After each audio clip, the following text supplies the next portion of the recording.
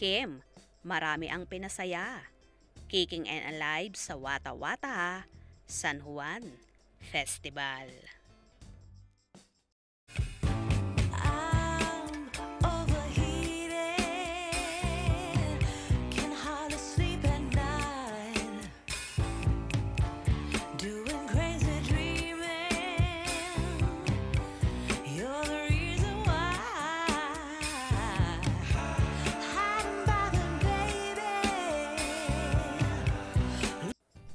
Dinumog nga ng mga taga San Juan si Kim Chiu sa naganap na show doon sa Wata Wata San Juan Festival kung saan taon-taon ito ang isineselebrate ng mga taga roon.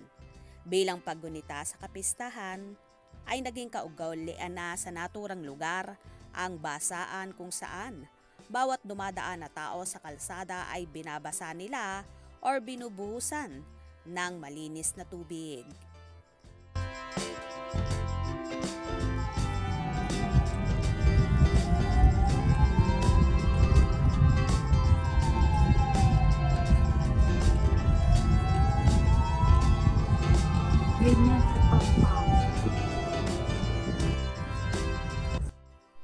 Game na game naman si Kimi at nagpakitang gilas sa nasabing event kung saan dinumog ng mga taga roon.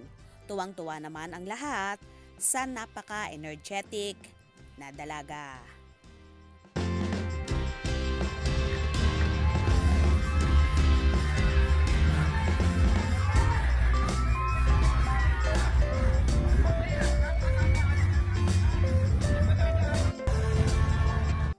To the highest level naman ang pagpapakitang gilas ni Chinita Princess sa katanghaliang tapat na hindi nga niya alintana ang init at pagod.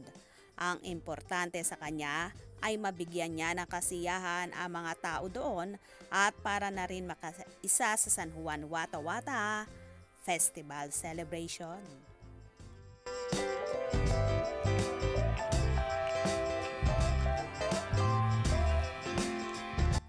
Ganito nga ka-in-demand si Kim at kahit sang sulok ng mundo ay maingay na maingay ang pangalan niya. Lalong higit kapag kasama niya ang kanyang ka-love team na si Paolo Avellino na for sure hahanapin sa dalaga. Sayang nga lang at wala ang binata sa naturang event na yon na mas masaya sana kung present ang aktor. Kaya naman tumutok at huwag na huwag pahuhuli sa mga maiinit na kaganapan. Anong inyong magiging reaksyon sa bidyong ito? Comment below.